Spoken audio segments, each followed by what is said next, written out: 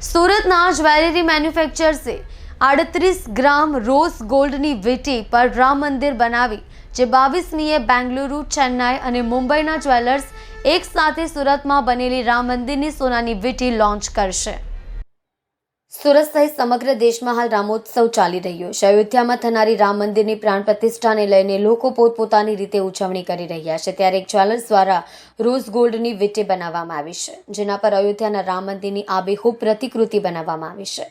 આ વીંટી બનાવવામાં 2 કારીગરોને 1 અઠવાડિયાનો સમય લાગ્યો। સુરતના જ્વેલરી મેન્યુફેક્ચર્સે 38 ગ્રામ રોઝ ગોલ્ડની વીંટી પર રામ મંદિર બનાવ્યું છે। 22મીએ બેંગલુરુ, ચેન્નાઈ અને મુંબઈના જ્વેલર્સ સાથે એક સુરતમાં બનેલી રામ મંદિરની સોનાની વીંટી લોન્ચ કરાશે। રોઝ ગોલ્ડ વીંટીના ઉપરના ભાગમાં રામ મંદિર બનાવવામાં આવ્યું છે। કારીગરોને આ વીંટી બનાવવામાં 1 સપ્તાહનો સમય લાગ્યો। અંતે બંને કારીગરોની મહેનત રંગ લાવી હતી। વીંટીની કિંમત 1.25 લાખથી 3 લાખ સુધીની છે। પ્રારંભમાં જ્વેલર્સ દ્વારા 178 નંગ વીંટીના ઓર્ડર્સ મળ્યા હતા। હાલ રામ મંદિરની વીંટી પણ આકર્ષણનું કેન્દ્ર બની રહી છે।